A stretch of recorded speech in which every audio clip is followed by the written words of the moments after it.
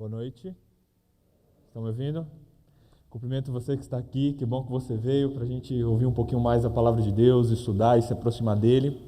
Cumprimento você que nos acompanha pela internet. Muito obrigado por fazer parte da nossa igreja virtual. Que Deus esteja com você onde quer que você esteja nos assistindo e abençoando você com a mensagem dessa noite também. A reflexão que eu trouxe para essa noite é uma reflexão que eu abordei com os jovens há umas 2 semanas atrás, em um pôr do sol que a gente fez, e ela continuou martelando na minha cabeça. É interessante que às vezes a gente, como pastor, a gente fala alguns assuntos, a gente aborda alguns assuntos que eles continuam na nossa cabeça, repetindo. E às vezes a gente tem que continuar, aprofundar, e isso nos impressiona. Eu gostaria de compartilhar com você um pouco do que eu compartilhei com os jovens, mas um pouco mais aprofundado, depois das reflexões que eu fiz essa semana passada sobre esse assunto. O assunto é identidade. Quem é você? Já parou para pensar nessa pergunta? É uma pergunta simples, uma pergunta, que eu posso dizer, basicamente tranquila de se responder, mas pensa lá no fundo da pergunta, quem é você? O que você responderia? Se eu perguntasse agora, vem cá, quem é você? Quem é você? Pensa aí na sua resposta. Quem é você? O que você responderia em uma frase? Pensa. Analise a resposta que você deu na sua mente. A maioria das pessoas respondem, eu sou um pastor, eu sou um advogado, eu sou uma pessoa... Não, isso é o que você faz. Quem é você? Essência.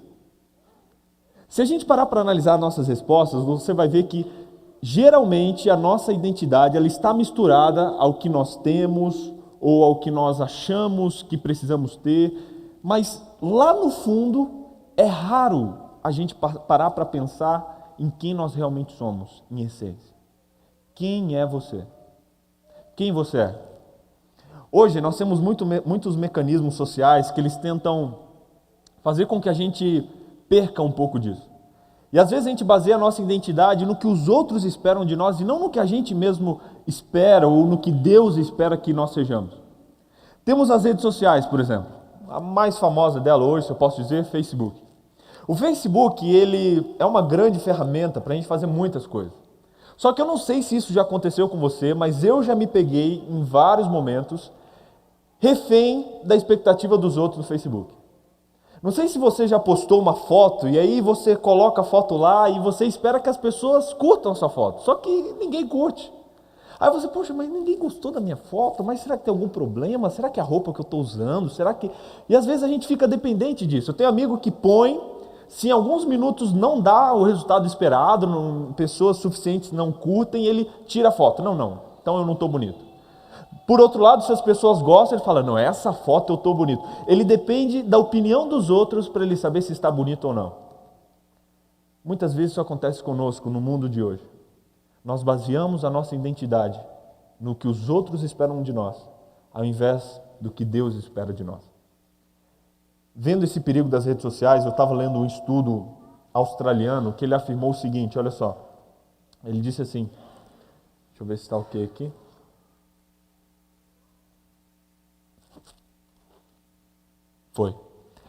Diz assim, olha, o Facebook alimenta a necessidade de autopromoção de usuários com característica mais narcisista e extrovertida. Ao mesmo tempo, são os solitários que gastam mais tempo na rede social como uma forma de interagirem com o mundo. Agora olha isso aqui. Receber um comentário em um post estimula a autoestima e também pode aliviar uma solidão. As pessoas esperam ler o quanto ficaram bonitas na nova foto do perfil, como é lindo o lugar em que passaram as férias, ou como elas possuem um bom gosto musical. Porém, na era do imediatismo, promovido pela mobilidade, cria-se uma angústia e ansiedade por feedbacks. Esses vêm na forma de likes e comentários, muito mais que o narcisismo. É uma carência e necessidade de pertencimento. E eles encerraram ali o estudo com essa frase, números que vão crescendo, refresh, mais likes, a quantidade torna-se maior do que a qualidade, como se pequenas manifestações de interesses que tentam preencher algum vazio. Tudo é quantificável. Eu fiquei pensando muito nisso. Tudo é quantificável. Hoje em dia, infelizmente, a gente tem confundido muito as coisas. Principalmente se tratando de internet, eles têm notado isso, essa necessidade de reconhecimento, e algumas coisas têm sido feitas. Eles fizeram uma reunião, um congresso chamado Mesa e Cadeira 8, onde vários especialistas do mundo eles se reuniram para poder tentar encontrar soluções, porque eles estão vendo que o ser humano está cada vez mais dependente disso, principalmente na questão social, da aprovação dos outros socialmente falando. Depois desse congresso, eles criaram algumas ferramentas muito interessantes, que eu quero compartilhar com vocês. Uma delas é uma que saiu inclusive no Los Angeles Times. Facebook Demetricator. O que é isso, pastor? É uma ferramenta que eles criaram para tirar os números do Facebook. Por exemplo, para as pessoas que às vezes postam uma foto e esperam tantas pessoas curtiram, esse plugin, esse aplicativo que você instala no seu computador, ele elimina os números do seu Facebook. Por exemplo, quando você adiciona um amigo, aparece no Facebook normal ali, um amigo adicionado, ou quando um amigo adiciona você. Esse programa, ele retira o número e só fala, olha, alguns amigos te adicionaram ou algum amigo te adicionou. Esse programinha eu achei interessante isso aqui. Lá em cima é como aparece. Quando você posta alguma coisa, vem lá, 10 pessoas gostaram disso, 3 pessoas compartilharam, 7 pessoas comentaram. Essa ferramenta tira o número e fala, olha, pessoas gostaram do que você postou. Se 2 pessoas curtirem, ele já fala, não, algumas pessoas gostaram. Algumas pessoas compartilharam e olha, algumas pessoas comentaram. Para tirar essa nossa dependência. Achei legal também quando se faz alguma oferta, né?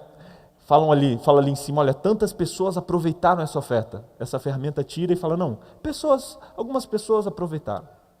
Para tirar essa questão de números. Outra ferramenta que eles criaram é um site chamado I Wanna Be Alone. Eu preciso ficar sozinho. Eles criaram esse site para os momentos em que a pessoa quer ali ficar sozinha, porque todo site que você entra é bombardeado por ofertas, pessoas, situações, e as pessoas às vezes ficam ali e eles falam, não, vamos criar um site para a pessoa ficar sozinho. I wanna be alone. Quando você digita ali na internet, aperta Enter, vem essa tela. Você está sozinho. Só isso. Você está sozinho. Não tem nenhum botão, nada. Eles criaram um site com uma página.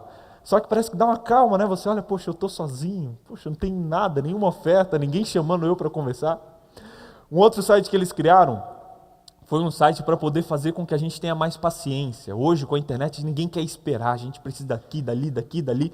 E é um site que só pode ser acessado uma pessoa por vez no mundo inteiro. Aí, quando você clica no site, vem isso aqui, olha. É tipo como se fosse algumas estantes e uma bolinha cai lá de cima. E a bolinha devagarzinho ela vai descendo. Quando a bolinha cai nesse buraquinho da esquerda, aí você entra no site e só você pode olhar ele por alguns segundos e depois só outra pessoa. Algumas tentativas têm sido feitas para tirar essa dependência das pessoas, principalmente da expectativa dos outros. Mas será que isso tem adiantado? Será que eu e você, nesse mundo que a gente vive, cheio de tecnologia, cheio de relacionamento e de facilidades sociais que a internet proporciona, será que isso tem ajudado a gente a encontrar a verdadeira identidade ou isso tem nos distanciado da verdadeira identidade? Quem é você? Quem é você? Um dia eu tive que lidar com essa pergunta e foi um tanto difícil para mim. Eu estava num momento ali, num retiro, e eu me lembro que junto com alguns amigos, isso na época de faculdade, a pessoa que estava ali mediando fez essa pergunta, falou, vem cá, me responde quem é você? E, gente, foi uma pergunta assim que, sabe, a gente não se faz há muito tempo. Poxa, eu sou Vitor, sou teologando, você passa... Não. Quem é você? Não é o que você tem, não é o que você vai ser. Quem você é, sua essência. Eu me lembro de um amigo que pediu a palavra e ele falou, olha, eu descobri que eu sou simplesmente aquilo que os outros esperam de mim. A roupa que eu visto, a faculdade que eu faço, não passa de uma tentativa vazia de cumprir a expectativa que os outros têm sobre mim. Gente, isso foi muito forte para mim. E eu fiquei pensando, será que não está acontecendo mesmo comigo? Eu estava na faculdade, no 3º ano de teologia, mas deixa eu explicar um pouquinho para vocês a minha história. Meu nome é Victor BJ. Alguns perguntam, o que é BJ? BJ ali no seu nome? É BEJOTA. BJ foi dado pelo meu pai, eu sou o filho mais velho, e ele queria um nome diferente, um nome fácil de decorar, o meu pai é comerciante, Ele queria um nome fácil de decorar para quando eu fosse para o colégio e para quando eu fosse pastor, ficasse simples para as pessoas se lembrarem. Esse é o significado do meu nome. Não é de família, nada. Meu pai foi juntando letras AB, ABC, BD e chegou no BJ. Falou, opa, BJ, legal, fácil, fica na cabeça. E ele colocou esse nome para quando eu fosse pastor, ficasse fácil de decorar. Imagina eu crescer com isso, né? Meu pai, poxa, tal, quando fosse pastor. Eu já cresci com a expectativa de ser pastor. Eu digo que eu fui predestinado ali. E aí eu tive 9 anos, comecei a pregar, falar ali na igreja, tal. E aí as pessoas olhavam, poxa, ele é o pastorzinho. Aí ligavam para o meu pai, olha, chama ele para pregar aqui na minha igreja. Eu ia lá pequenininho, subia na caixa de som. Ah, o pastorzinho para cá, pastorzinho para lá. Eu, poxa, pastorzinho. Aí fui para o ensino médio, fiz ali primeiro, segundo, terceiro ano, fui escolher a faculdade. Falei, poxa, que faculdade eu vou fazer? Teologia, poxa, nasci para isso. Gente, não tive nem dúvida, fiz vestibular, passei, fui para a faculdade, e no terceiro ano eu falei, peraí, mas será que eu estou estudando teologia porque é o meu sonho? Ou porque é o sonho que os outros têm para mim? Foi um momento muito sério para a minha vida. Tive que refletir, tive que desconstruir muita coisa que foi construída e reconstruir do zero de novo. Mas é interessante, quando a gente passa por essas reconstruções, a gente ganha uma nova motivação na vida. E a gente reconhece que nós somos o que nós somos porque Deus quer que sejamos, não apenas pelo que os outros querem. Identidade, isso é muito importante.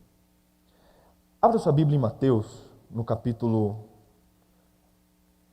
3, verso 13. Tem uma história que eu acho assim muito interessante sobre identidade. Mateus, capítulo 3, verso 13. É um momento em que o próprio Jesus ele passou por isso, por essa questão. Isso me ajudou muito a entender sobre identidade, sobre quem nós somos. Mateus, capítulo 3, versículo 13 ao versículo 17. Aqui na minha Bíblia está assim, o batismo de Jesus. Pastor, o que tem a ver o batismo com identidade? Você vai ver, olha só. Mateus capítulo 3, verso 13. Por esse tempo dirigiu-se Jesus da Galiléia para o Jordão, a fim de que João o batizasse. Ele, porém, o dissuadia, dizendo, eu é que preciso ser batizado por ti, e tu vens a mim? Mas Jesus lhe respondeu, deixa por enquanto, porque assim nos convém cumprir toda a justiça. E então ele o admitiu. Verso 16. Batizado Jesus, saiu logo da água, e eis que se lhe abriram os céus, e viu o Espírito de Deus, descendo como pomba, vindo sobre ele. E eis uma voz do céu que dizia, este é meu Filho amado, em quem me comprazo. Gente, imagina essa cena, Jesus ele chega ali, João Batista está batizando, ele chega para ser batizado e fala, João, eu preciso que você me batize. Mas João, ele olha, ele reconhece que ele é o Messias, e ele fala, não Jesus, espera aí, eu é que preciso ser batizado por você, como é que você quer que eu te batize? E Jesus disse, João, é necessário que isso aconteça, e aí João aceitou. Jesus foi batizado por imersão, e assim que ele sai da água, a Bíblia diz que uma pomba veio do céu, iluminada, o Espírito Santo em forma de pomba desceu, pousou sobre Jesus, e uma voz audível do céu disse, esse é meu Filho amado, em quem eu tenho muita alegria. Gente, imagina uma voz do céu, o próprio Deus dizendo, em outras palavras, olha, esse aí é meu filho, hein? Ouçam o que ele diz. Esse aí é meu garoto, esse é meu filho, ele é especial. Gente, imagina se isso acontecesse com você. Você na faculdade, não sei, no trabalho, passando uma prova, uma luta, uma dificuldade, e do nada ali o pessoal te criticando, abre uma luz do céu. Não mexe ali com Pedro, esse aí é meu filho, esse é meu garoto, não mexe com ele não. Olha, esse aqui, o Vitor, cuida dele, ouve o que ele vai dizer, porque ele é meu filho. Tem confirmação de identidade mais forte do que essa? Gente, Jesus ouviu da voz do próprio Deus quem ele era. Ele era filho de Deus, ele era amado por Deus, ele era querido pelo seu Pai Deus. Identidade, nesse momento Jesus teve uma mostra muito clara de quem ele era. Só que no capítulo 4, logo em seguida desse momento aqui do verso 17, na minha Bíblia eu tenho descrito sobre a tentação de Jesus. Olha que curioso as artimanhas que Satanás usou para tentar Jesus. Capítulo 4, verso 1 em diante, Mateus 4, 1 em diante. A seguir, foi Jesus levado pelo Espírito ao deserto para ser tentado pelo diabo. E depois de jejuar 40 dias e 40 noites, teve fome. Então o tentador, aproximando-se, lhe disse: se és o Filho de Deus, manda que essas pedras se transformem em pães. Jesus, porém, respondeu: está escrito, não só de pão viverá o homem, mas de toda a palavra que procede da boca de Deus. Verso 5. Então o diabo levou a cidade santa, colocou sobre o pináculo do templo e lhe disse: se és filho de Deus, atira-te abaixo, porque está escrito: aos seus anjos ordenará a teu respeito para que te guardem, e eles te sustentarão nas suas mãos para não tropeçares em alguma pedra. Verso 7. Respondeu-lhe Jesus: também está escrito: não tentarás ao Senhor teu Deus. Levou ainda o diabo a um monte muito alto, mostrou-lhe todos os reinos do mundo e a glória deles, e lhe disse: tudo isso te darei, se prostrado me adorares. E então Jesus lhe ordenou: retira-te daqui, Satanás, porque está escrito: ao Senhor teu Deus adorarás, e só a ele darás culto. Com isso o deixou o diabo, e eis que vieram anjos e o serviram. O que aconteceu aqui? Logo em seguida do batismo de Jesus, a Bíblia diz que o inimigo apareceu para ele e começou a tentar. Qual foi a primeira tentação? Transformar pedra em pão. Só que olha só como o inimigo começa a abordagem para Jesus. Ele fala: se és o Filho de Deus, transforma essa pedra em pão. Se és o Filho de Deus. Você lembra que alguns versículos antes o próprio Deus falou: esse é meu Filho amado? O inimigo ele colocou em xeque a identidade de Jesus. Não, eu não sei, vai que você não é, mas se você for, me prove então, transforma essa pedra em pão aí. E Jesus respondeu com a palavra e disse: está escrito, nem só de pão viverá o homem, mas de toda palavra que sai da boca de Deus. Aí Satanás tentou mais uma vez: não, vem cá. Se és o Filho de Deus, se você é, eu não sei, mas vai que não, mas se você é, joga lá embaixo. A Bíblia não diz que ele vai mandar os anjos para cuidar? E Jesus disse: está escrito. E a terceira tentação, ele não começou com se és o Filho de Deus, mas ele disse: olha, eu te darei tudo se você me adorar. E ele falou: sai daqui, vai embora, porque está escrito. Gente, Satanás, ele tentou a Jesus na questão, principalmente, da sua identidade. Satanás queria derrubar e queria fazer com que Jesus duvidasse quem ele realmente era, para que assim ele caísse na tentação. Foi exatamente assim que ele tentou Adão e Eva, exatamente assim que ele tentou Jesus e exatamente assim que ele nos tenta hoje. Volta lá com Adão e Eva. Como é que ele tentou Adão e Eva lá no Jardim do Éden? Através do apetite, o fruto era agradável aos olhos, através da presunção, vocês serão como Deus. Olha, vocês não são, mas vocês vão ser. Identidade. E através do desejo pelo poder. Vocês vão conhecer o bem e o mal. Como ele tentou Jesus? Nos 3 pontos. Transformar pedra em pão, apetite. Se jogar do templo, ostentação que leva à presunção. E dar o mundo e o reino a Jesus, poder e dinheiro. Como ele nos tenta hoje? Apetite. E apetite não apenas comida, mas todos os apetites de todas as formas descontroladas, as paixões descontroladas que a gente vê no mundo hoje. Presunção, autoafirmação, eu posso, eu consigo, eu sou o cara, não preciso de ninguém. E poder e dinheiro. Sem dúvida nenhuma, é a mesma estratégia. Será que nós precisamos dessas coisas para provar que nós temos algum valor? Geralmente, o ser humano busca essas coisas, essas ofertas do inimigo, para tentar provar para os outros que ele tem um valor que lá no fundo ele já possui. Para tentar provar para si mesmo que ele é bom. Quantas vezes eu e você não comemos algo só para subir o nosso astral, a nossa autoestima? Não, eu mereço. Quantas vezes a gente não se deixou controlar pelas paixões por causa dos outros? Quantas vezes a gente não luta para comprar algo só para ser aceito, para os outros verem? Não, eu preciso, mas lá no fundo é um desejo de aceitação.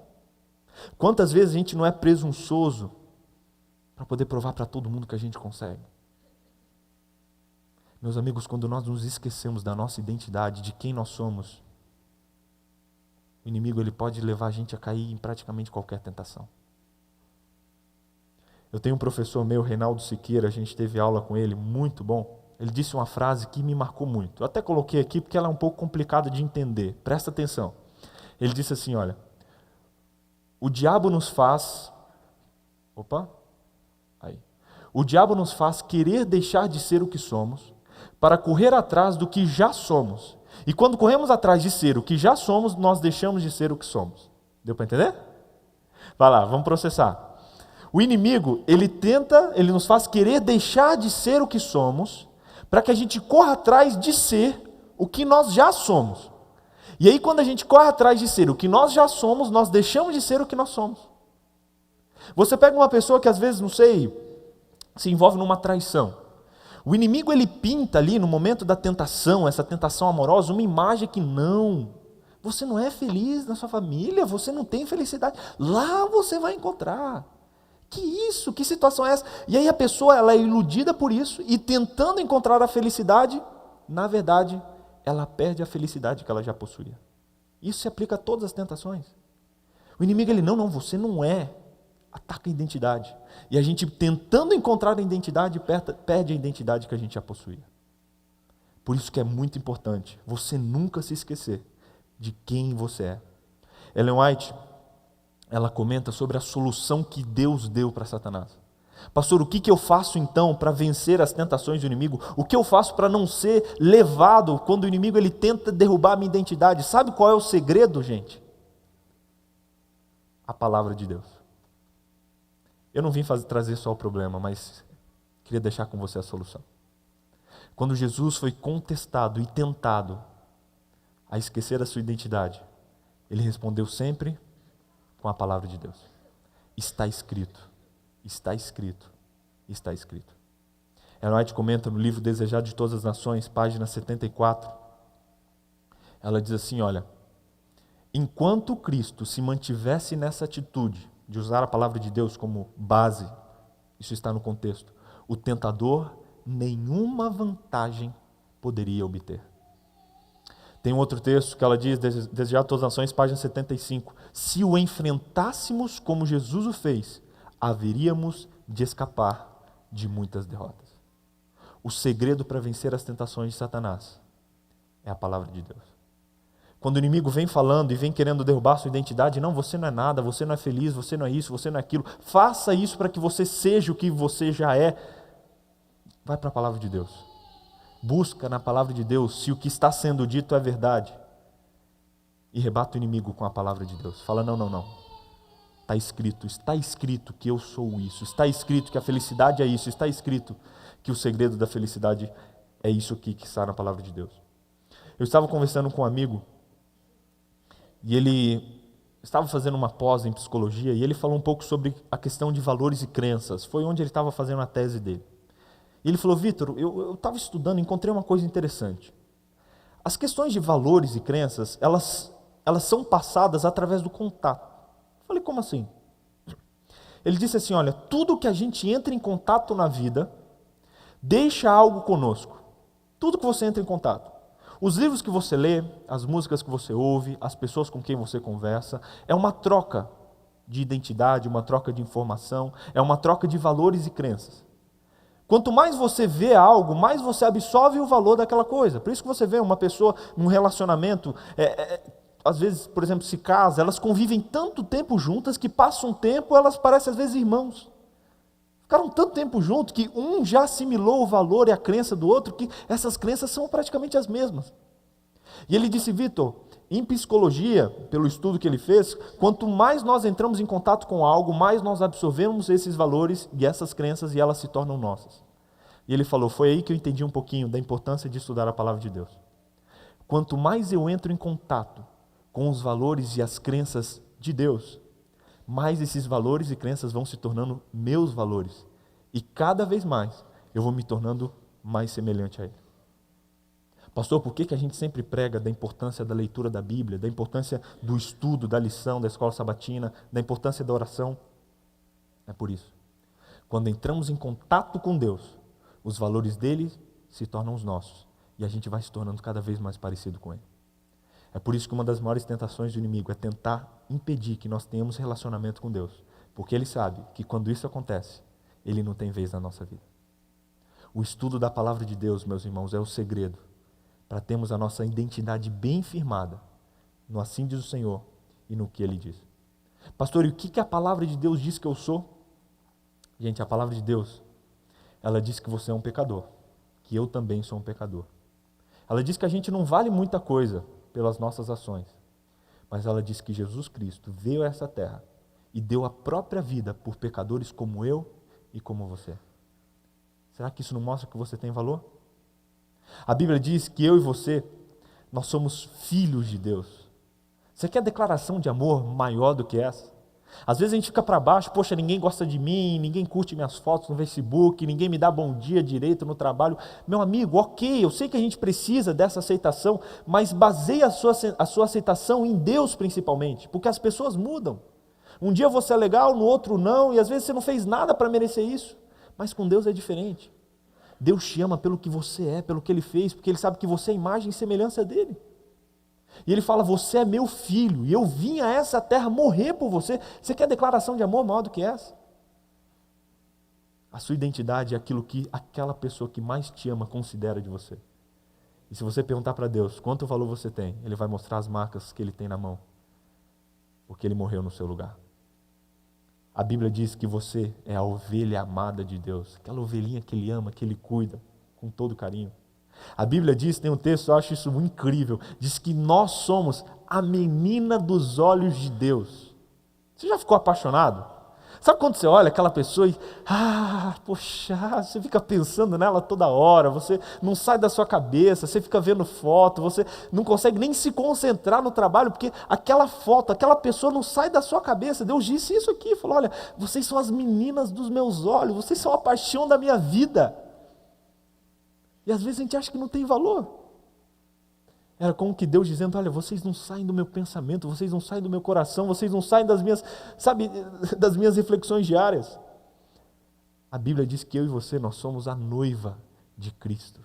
A noiva de Cristo. Esses dias eu estava olhando as fotos do meu casamento, e nossa, como a gente fica bobinho no casamento, né?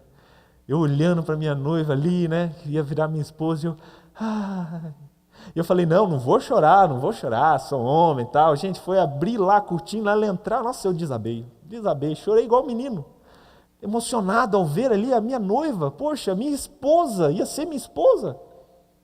E ele diz que eu e você temos esse valor para Deus, nós somos a noiva de Cristo, imagina, olha o olhar de amor de um noivo para uma noiva no casamento, é esse olhar de amor de Deus para você. Em questão de identidade, a Bíblia diz que nós somos de Deus, nós pertencemos a Deus, nós somos dele. E é só nele que nós vamos encontrar a nossa verdadeira identidade. Lá em Daniel 11 diz que nós somos fortes e ativos porque nós conhecemos a Deus. Lá em Salmos diz, tudo nós podemos naquele que nos fortalece. Em Romanos 8:37 diz que nós somos mais do que vencedores por meio daquele que nos amou. Nunca se esqueça disso. Nunca perca isso de vista. Quem é você? Não pergunta para as pessoas. Pergunta para Deus. E Ele vai te responder. Qual é o meu valor? Ok, as pessoas podem reconhecer, mas isso é muito volátil. Pergunta para Deus quanto você vale. E Ele vai dizer. Será que eu sou importante? Pergunta para Deus. Em resumo de tudo que a gente falou hoje, saiba a quem você pertence. A quem você pertence? A Deus. A quem você precisa agradar? A Deus. Quem precisa ter orgulho de você lá no fim mesmo? É Deus. As pessoas não veem as nossas intenções, elas veem só o que está do lado de fora. Quanto você vale? O sangue do Filho de Deus. Pastor, eu tenho valor? Você tem. Muito valor. O que realmente importa na vida? Ser aceito por Deus. Unicamente isso. Ser aceito pelo nosso Deus. Porque Ele é a nossa referência e é a nossa fonte de identidade. Se você souber dessas coisas, você vai conseguir vencer a luta interna para agradar os outros e até para agradar a si mesmo. Você não vai lutar apenas por isso, mas você vai lutar tão somente e unicamente para agradar a Deus. É tão difícil você alcançar a expectativa que todo mundo tem sobre você. Poxa, um quer isso, outro sonha isso para você. Poxa, você faz isso. Às vezes a gente fica até meio doido com isso. Esquece. Pergunta para Deus, Deus, o que você espera de mim? E aí você vai encontrar o verdadeiro propósito da vida. A gente não precisa provar nada para ninguém, nem mesmo para Deus. Precisamos simplesmente nos submeter ao seu Espírito. Pare de ficar lutando para ser aceito pelas pessoas. Seja aceito por Deus. E aí sim você vai encontrar o verdadeiro sentido da felicidade. Eu encerro com uma reflexão da Bíblia que eu acho muito interessante. A Bíblia tem uma história que diz que Paulo estava curando pessoas e fazendo milagres. E aí as pessoas olhavam, poxa, que legal. E diz que um homem olhou e achou aquilo incrível. Poxa, Paulo, né? Como é que Paulo faz esses milagres? E via Paulo orando, né? Não, em nome de Jesus, saia desse corpo. Em nome de Jesus, levanta. Em nome de Jesus isso, em nome de Jesus aquilo. E esse homem falou, não, vou fazer o mesmo, vou conseguir. E a Bíblia diz que esse homem, ele entrou em contato com um endemoniado. E quando ele estava lá com esse endemoniado, ele, poxa, não, peraí. Colocou a mão nele e falou, olha, em nome de Jesus, aquele que Paulo prega, eu ordeno que você saia desse corpo.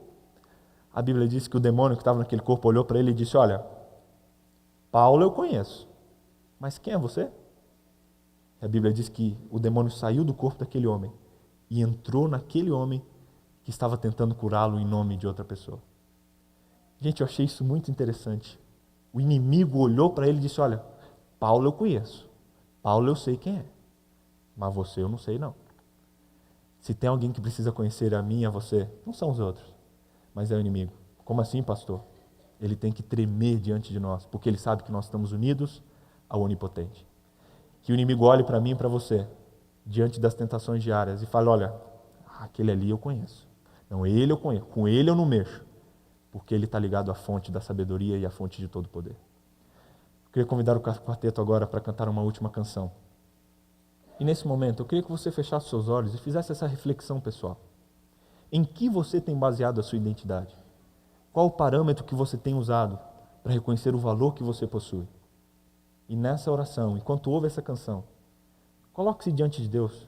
Peça que Deus seja a sua única referência de valor. Peça que Deus mude isso no seu coração. E peça que Deus elimine da nossa vida qualquer desejo de ser aceito pelos outros. E coloque lá dentro o único desejo de sermos aceitos por Ele. Faça essa oração enquanto você ouve essa canção.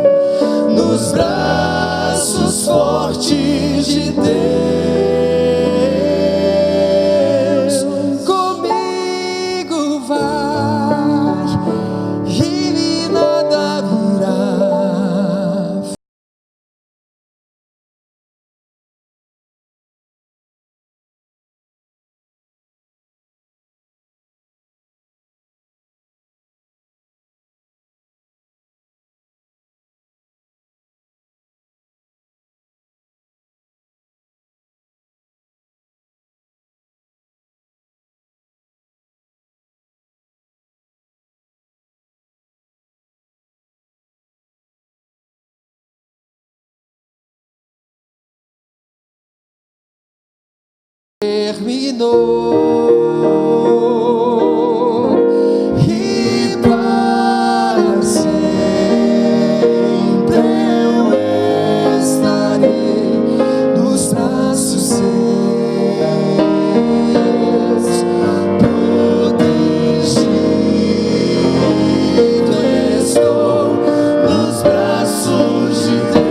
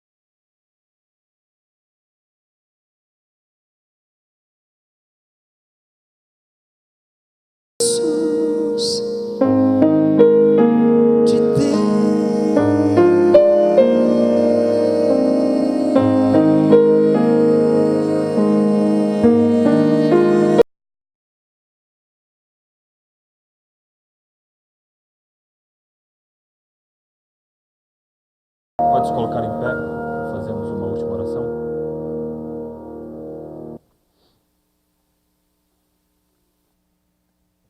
Santo e querido Deus, estamos aqui nessa noite, nesse culto de adoração, para lhe agradecer pelo valor que o Senhor reconhece em nós.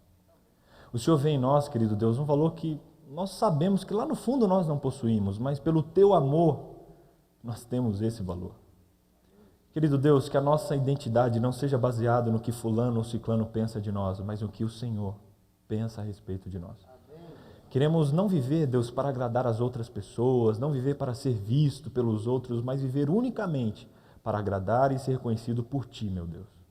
Abençoe a vida de cada um de nós que aqui estamos, que o inimigo não tenha poder sobre nenhum de nós, e que assim como Paulo, Deus, que nós em Teu nome façamos proezas e sejamos verdadeiros instrumentos Teus para esse mundo que carece. Que a gente possa levar a Tua identidade para as pessoas lá fora que estão carecendo dela. Que possamos levar a Tua palavra e que a Tua palavra seja o nosso objeto de estudo e de vida, para que assim possamos estar prevenidos das artimanhas do inimigo. Abençoe a semana de cada um de nós, protege-nos, cuida-nos, abençoe cada um que aqui está em todas as atividades que for fazer ao longo dessa semana. Que os seus anjos nos acompanhem e nos guardem, é o que pedimos e agradecemos. Em nome de Jesus, amém. Amém.